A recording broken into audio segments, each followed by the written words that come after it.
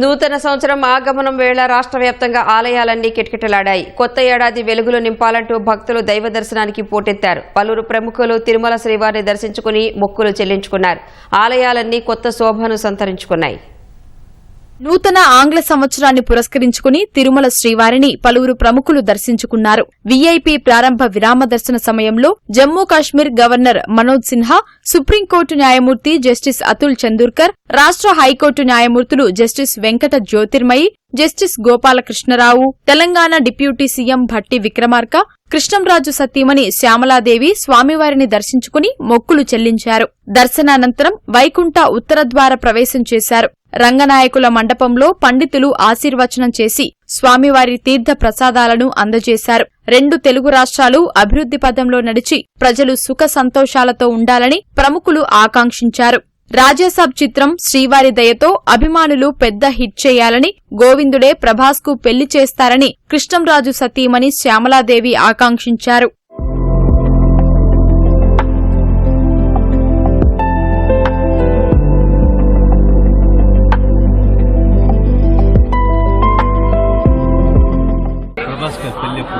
పెళ్ళి అదే వెంకటేశ్వర స్వామి అయినా చేస్తారు.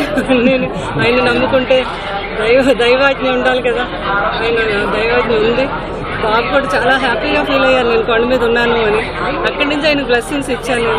ఆయన ఆశీస్సులతో రేపు 9వ తారీఖుని రాజాసాబ్ సినిమా మీ అందరూ ఆదరించి దాన్ని పెద్ద హిట్ చేయాలని మిమ్మల్ని అందరినీ కోరుకుంటున్నాను. ఆంగ్ల నూతన సంవత్సరం సందర్భంగా బాపట్ల జిల్లాలోని దేవాలయాలు భక్తులతో కిటకిటలాడాయి. పేరాలలోని మదన గోపాలస్వామి దేవాలయం, చీరాలలోని శ్రీ వీరరాఘవస్వామి దేవాలయంలో స్వామివార్లకి భక్తులు ప్రత్యేక పూజలు చేశారు. కొత్త ఏడాది అన్ని శుభాలే కలగాలని కోరుకుంటూ ఏలూరులోని ఆర్ఆర్పేట వెంకటేశ్వరస్వామి ఆలయం, పాత శివాలయం, ఆదివారపుపేట సాయిబాబా ఆలయాల్లో భక్తులు ప్రత్యేక ప్రార్థనలు చేశారు. విశాఖలోని సింహాద్రి అప్పన్న సన్నిధి భక్తులతో రద్దీగా మారింది.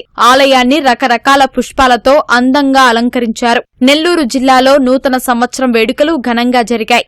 జొన్నవాడ, నరసింహకొండ, రంగనాథుడు ఆలయాలు భక్తులతో కిటకిటలాడాయి.